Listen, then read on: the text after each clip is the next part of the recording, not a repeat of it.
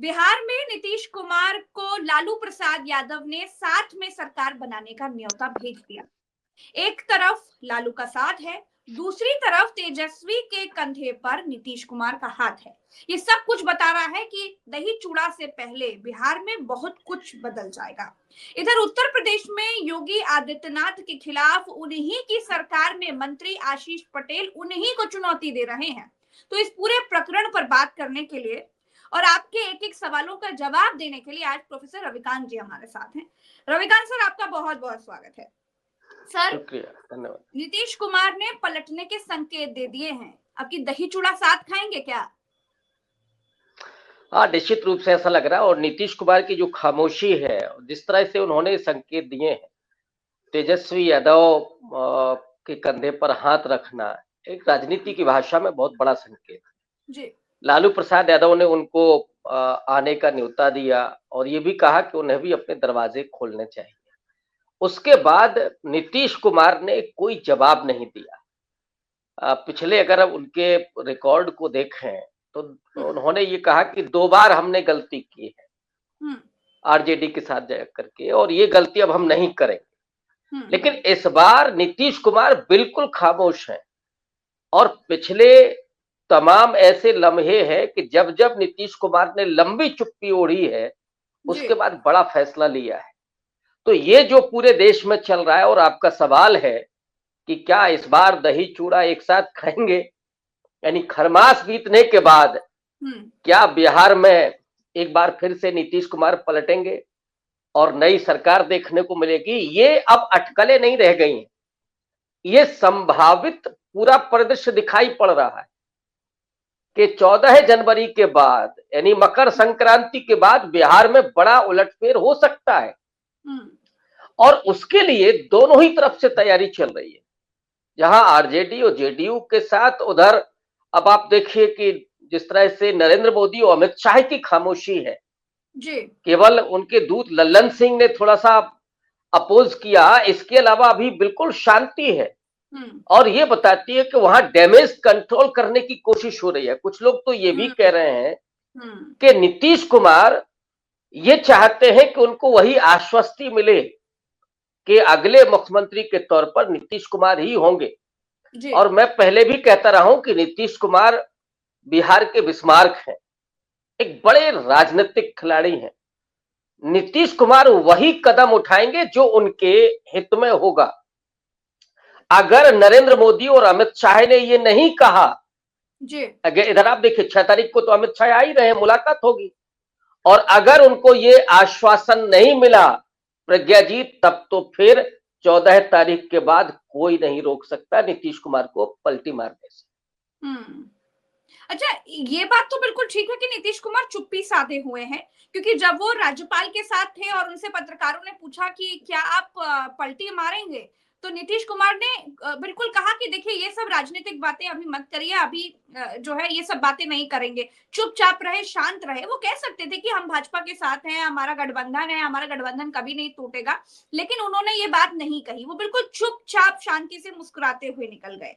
तो ये चुप्पी तो बहुत कुछ कह रही है। अच्छा, एक तरफ नीतीश कुमार नड्डा, शाह और मोदी से तमतमाए हुए हैं और दूसरी तरफ तेजस्वी के कंधे पर हाथ रखते हैं, तो ये रिश्ता क्या कहलाता है रविकांत सर? ये दरअसल जो मुस्कान थी नीतीश कुमार की, बेहद कुटिल मुस्कान, और वो दिखाती है कि खेल अब होने जा रहा है। नीतीश कुमार के दिमाग में क्या चलता है, मुझे लगता है कि उनका दूसरा आदमी भी नहीं जान सकता। हाँ। कितना भी करीबी हो, नीतीश कुमार को कोई नहीं जान सकता कि उनके दिमाग में असल में चल क्या रहा है। लेकिन जो उनकी बॉडी लैंग्वेज है, जो उनकी राजनीतिक भाषा है, उससे आप अनुमान जरूर कर सकते हैं कि नीतीश कुमार कोई बड़ा फैसला लेने जा रहे हैं। और फैसला केवल उन 2 मामलों पर टिका हुआ है कि या तो अमित शाह, नरेंद्र मोदी ये खुल करके कहें कि अगले मुख्यमंत्री नीतीश कुमार ही होंगे, और अगर वो नहीं कहते हैं तो फिर ये चुप्पी पलटवार करेगी। और नीतीश कुमार जब पलटवार करते हैं तो फिर सामने वाले के पास कोई दाव नहीं होता है। देखिए, ये महाराष्ट्र नहीं है जहां उद्धव ठाकरे गच्चा खा गए, ये मध्य प्रदेश नहीं है जहां कांग्रेस पार्टी गच्चा खा गई, ये बिहार है और बिहार में नीतीश कुमार की आप बहुत आलोचना कर सकते हैं कि वो पलट जाते हैं। नीतीश कुमार की आइडियोलॉजी बहुत स्पष्ट नहीं है, नीतीश कुमार सेकुलर पार्टी के साथ नहीं, ये सारी आलोचनाएं हो सकती हैं, जी लेकिन नीतीश कुमार आज तक चूके नहीं है। और इसका एक और प्रमाण आप देखिए कि पिछले 3 चुनाव से नीतीश कुमार जब पहले पोजीशन पे थे, नहीं उनकी पार्टी सबसे बड़ी पार्टी थी बिहार में, तो मुख्यमंत्री बने। दूसरी बार जब दूसरे नंबर की उनकी पार्टी बनी तो मुख्यमंत्री हुए। और पिछले चुनाव में जब नीतीश कुमार की पार्टी तीसरे नंबर पर आई तब भी मुख्यमंत्री बने। ये है नीतीश कुमार की असली राजनीतिक कौशल। और इसलिए मैं कहता हूं कि नीतीश कुमार वही कदम उठाएंगे जो उन्हें फायदा पहुंचाएगा। और नीतीश कुमार जब कदम उठाएंगे तब उठाएंगे जब उन्हें लगेगा कि पूरा क्लियर है रास्ता, तब तक चुप्पी ओढ़े रहेंगे। इसलिए मैं कह रहा हूं कि उनके दिमाग में क्या चल रहा है ये उनके बगल वाला भी व्यक्ति नहीं जान सकता। वो मुस्कुरा करके जो उन्होंने कह दिया वो समझ लेना चाहिए कि नीतीश कुमार अब इस समय खामोश है और कुछ नहीं बोलेंगे। तब तक नहीं बोलेंगे जब तक या तो दिल्ली ना बोल जाए या फिर पटना बोलेगा। नीतीश कुमार जब बोलेंगे तो फिर पटना बोलेगा। उनके पार्टी के पोस्टर्स बोल रहे हैं कि प्रदेश ने देख लिया, अब देश भी देखेगा, यानी सीधे। अच्छा, ये भी पोस्टर आ गया है जी? अच्छा, इसकी जानकारी मुझे नहीं है। बिल्कुल कल तो जो पोस्टर आया था कि 25 में भी नीतीश कुमार 2025 है कि प्रदेश ने पहचाना है, अब दिल्ली भी पहचानेगा। इसका मतलब है कि अब नीतीश कुमार ने बहुत कुछ तय कर लिया है। और मैं शायद आपके यहां ही पहले कह रहा था कि अगर पटना जाएगा तो पटना से पहले दिल्ली जाएगा। नीतीश कुमार हल्के नहीं है। नीतीश कुमार जब खेलेंगे तो उसके बाद पहले इंद्रप्रस्थ का नंबर आएगा, तब पाटलिपुत्र का आएगा। और इसी से चूल्हे हिली हुई है नरेंद्र मोदी और अमित शाह की, उन्हें मालूम है। और मैं समझता हूं कि देर सवेर 14 तारीख के पहले पहले या तो नरेंद्र मोदी का बयान आएगा या अमित शाह का आएगा कि हम नीतीश कुमार के ही नेतृत्व में चुनाव लड़ेंगे और अगले मुख्यमंत्री भी वही होंगे। ये बयान आएगा, और नहीं आएगा तो 14 के बाद फिर दही चूड़ा दोनों ही दोस्त खाएंगे ही फिर मिलके। अच्छा, एक बात बताइए कि अगर नीतीश कुमार पलटते भी हैं तो क्या इतना आसान होगा तेजस्वी यादव के साथ मिलकर सरकार बनाना, नई सरकार गठन करना? नहीं, निश्चित रूप से ये आसान नहीं है, लेकिन मैंने कहा ना कि ये नीतीश कुमार है। नीतीश कुमार जब पूरे तरीके से कैलकुलेशन कर लेंगे कि परिस्थितियां क्या होंगी, सरकार हम कैसे बनाएंगे। क्योंकि अमित शाह तो पहले कह चुके हैं कि केंद्र तय करेगा कि कौन बनेगा मुख्यमंत्री बिहार का, तो फिर किस तरह का कैलकुलेशन अब चाहते हैं?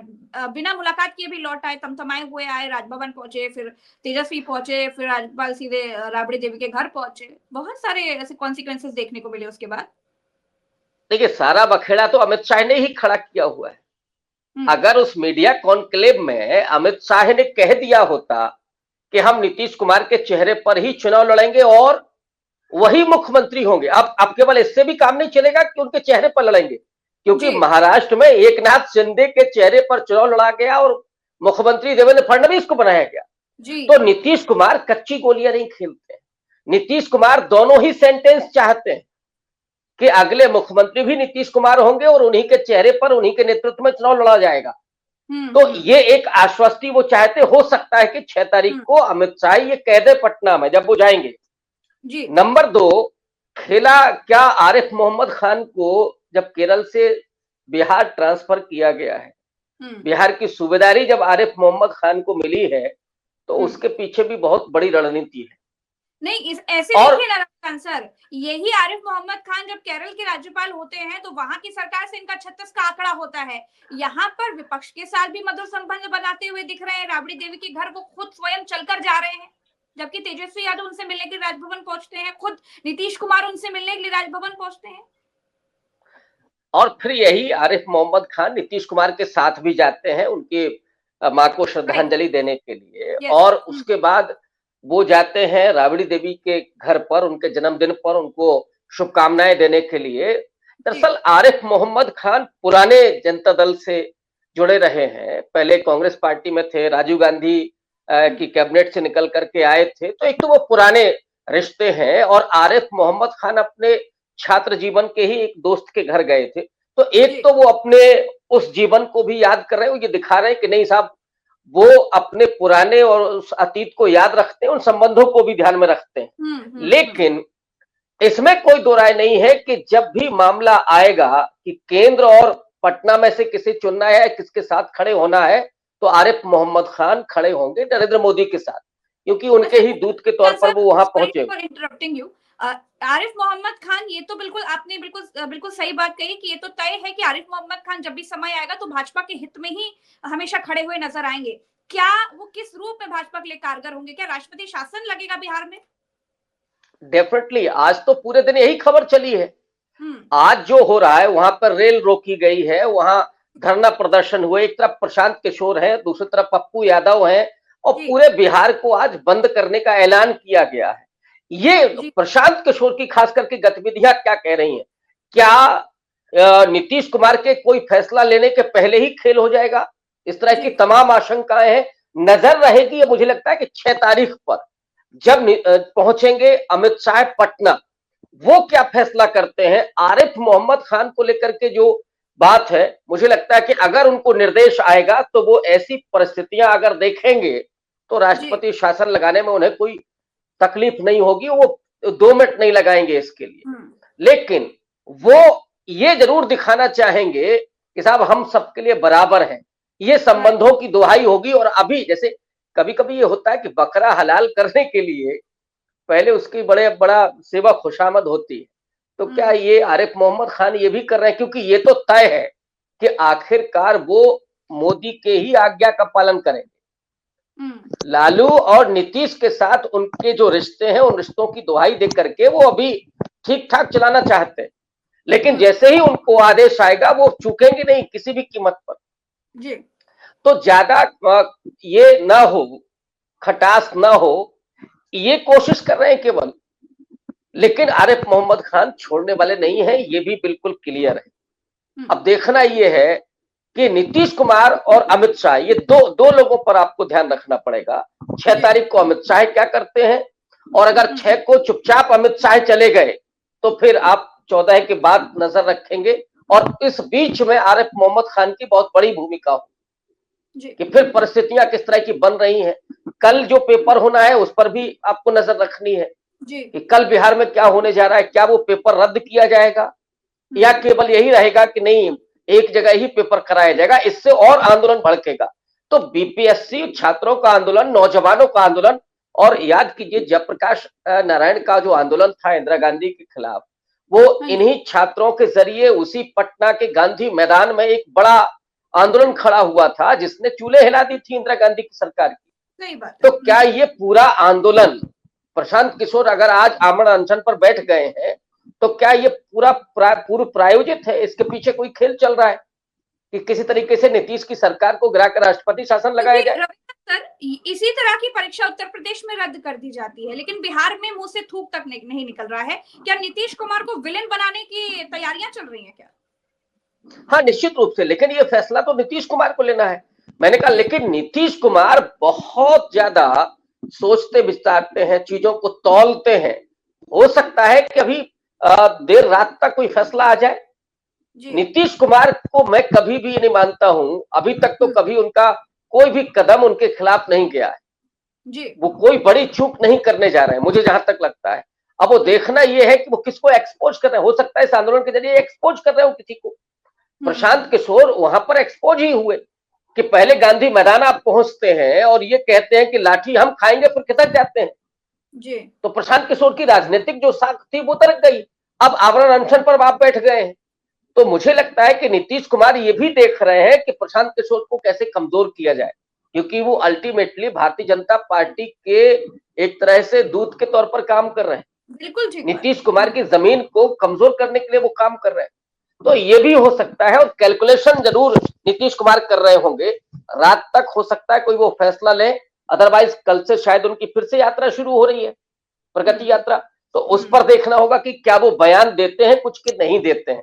तो अभी बिहार में बहुत कुछ बाकी है, और जिस तरह से उन्होंने अपनी खामोशी को ओढ़ रखा है, और लगातार नीतीश कुमार सुर्खियों में है। ये तो बता ही दिया नीतीश कुमार ने कि वो बहुत इंपॉर्टेंट रखते हैं बिहार की राजनीति में ही नहीं, देश की राजनीति में। और लगातार उनको जिस तरह से सुर्खियां मिल रही हैं, वो अपनी प्रासंगिकता को सिद्ध कर रहे हैं और इंडिया अलायंस में भी अपने वजन को तोल रहे हैं कि वहां कितना हमको भाव दिया जाता है। तो नीतीश कुमार जो जितने बड़े खिलाड़ी हैं, उसी हिसाब से वो चीजों को अभी तोल रहे हैं। फैसला 14 तारीख और 6 तारीख के बीच में होगा। 6 को देखना होगा कि अमित शाह क्या कहते हैं। इधर उत्तर प्रदेश में भी, दिल्ली और उत्तर प्रदेश में भयंकर तलवारें खिंची हुई हैं। योगी सरकार के खिलाफ उन्हीं की सरकार में मंत्री आशीष पटेल उन्हीं को चुनौती देते हुए खड़े हो गए हैं और ये आरोप लगा रहे हैं कि उनके खिलाफ साजिश रची जा रही है। क्या कहेंगे रविकांत सर? दरअसल देखिए, आशीष पटेल किसके द्वारा निर्देशित हो रहे हैं ये भी देखिए। और उत्तर प्रदेश में और दिल्ली के बीच कोई पहली बार जंग नहीं हो रही है। तलवारें लंबे समय से खिंची हुई हैं। 2024 के लोकसभा चुनाव के पहले से तलवारें खिंची हुई हैं, लेकिन लगातार शाह और मात का गेम जारी है। अब मुझे लगता है कि ये लड़ाई बिल्कुल अंतिम स्थिति में पहुंच चुकी है। तो आशीष पटेल पर जिस तरह से पहले आरोप लगे भ्रष्टाचार के, और उनके ही परिवार की पल्लवी पटेल ने जो आरोप लगाए थे, आशीष पटेल का आरोप है कि भाई किसी के जरिए हो रहा है। यानी उनका इशारा सीधा योगी आदित्यनाथ की तरफ था कि योगी आदित्यनाथ के निर्देश पर ही पल्लवी पटेल उन पर आरोप लगा रही हैं। और ये मुद्दा तब और ज्यादा गर्मा गया जब आशीष पटेल ने ये आरोप लगा दिया कि एसटीएफ उनकी हत्या करना चाहती है। और उसके बाद ये बिल्कुल स्पष्ट दिखाई पड़ने लगा कि ये मामला सिर्फ इतना तक नहीं है, ये सिर्फ भ्रष्टाचार तक मामला नहीं है, बल्कि ये लड़ाई दिल्ली और लखनऊ के बीच की है। यानी पल्लवी पटेल नहीं, अनुप्रिया पटेल और उनके पति आशीष पटेल के पीछे कौन खड़ा? अनुप्रिया पटेल मानी जाती हैं कि वो मोदी और शाह के खेमे की हैं। आशीष पटेल को उन्हीं के कोटे से उत्तर प्रदेश में कैबिनेट मंत्री बनाया गया।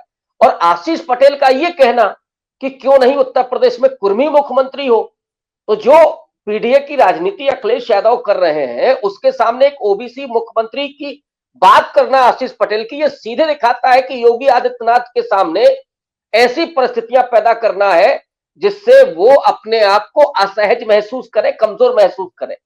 और इसी बिना पर अमित शाह को मौका मिल जाए योगी आदित्यनाथ की लगाम कसने के लिए या योगी आदित्यनाथ को हटाने के लिए, जो चर्चा लंबे समय से चल रही है, तो क्या ये उसकी कड़ी मानी जाए?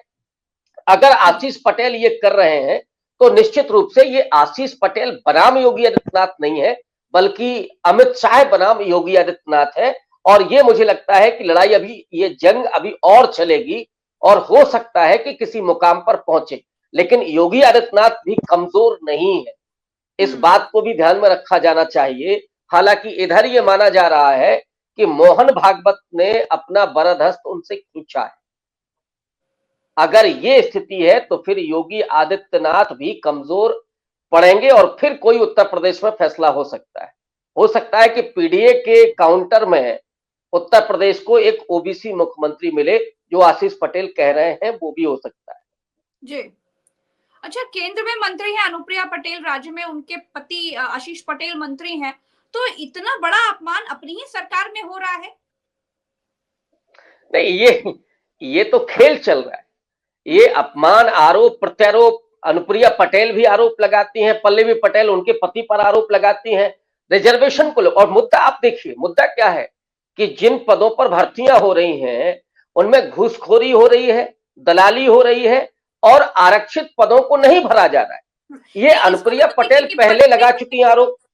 रविकांत सर, पल्लवी पटेल अपने जीजा आशीष पटेल के खिलाफ कथित तौर पर एक भ्रष्टाचार का मुद्दा, जिसके खिलाफ वो विधानसभा में धरना देती हैं, धरना देते समय समाजवादी पार्टी का कोई विधायक उनके साथ नहीं बैठता है, उनको धरने से उठाने के लिए मंत्री सुरेश खन्ना जाते हैं। तो ये सिनेरियो जरा समझाइएगा दर्शकों को, या फिर ये रिश्ता क्या कहलाता है, ये कौन सा कनेक्शन? हालांकि पल्लवी पटेल ने आज सफाई दी है, उन्होंने कहा कि हम तो ये कह रहे हैं कि प्रदेश सरकार में चौतरफा भ्रष्टाचार है। लेकिन पल्लवी पटेल जिस तरह से हमलावर है, वो ये दिखाता है कि योगी आदित्यनाथ के लिए वो एक रास्ता तैयार कर रही है। योगी आदित्यनाथ की जो मन में है उसको वो एक तरह से कर रही हो सकता है कि मिली भगत ना हो, क्योंकि हमारे पास कोई इस तरह के प्रमाण नहीं है, लेकिन वो जिस तरह से अनुप्रिया पटेल के पति पर आरोप लगा रही हैं, वो दरअसल योगी आदित्यनाथ के ही हित में है। तो इसको देख करके और समाजवादी पार्टी ने हाथ खींच लिया, जबकि वो उस पार्टी के विधायक हैं, भले ही उनकी अपनी पार्टी मौजूद है, लेकिन वो विधायक तो समाजवादी पार्टी से। आज उन्होंने समाजवादी पार्टी पर भी हमला किया है कि उनके वो खामोश क्यों है, अखिलेश यादव चुप क्यों है, तो वो समाजवादी पार्टी से उनको भी कोई बहुत लेना देना नहीं है, आज उन्होंने ये भी कह दिया है।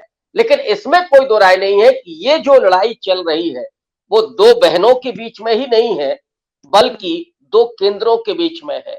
वो लड़ाई लखनऊ बनाम दिल्ली है, और एक तरफ अनुप्रिया पटेल अगर, आशीष पटेल अगर मोदी और शाह के इशारे पर ये काम कर रहे हैं, तो योगी आदित्यनाथ के एक तरह से बचाव में पल्लवी पटेल खड़ी हो गई। वो, मैं ये कतई नहीं कह रहा हूं कि वो उनकी कोई मिली भगत है, लेकिन इससे योगी आदित्यनाथ को जरूर राहत मिलती है, और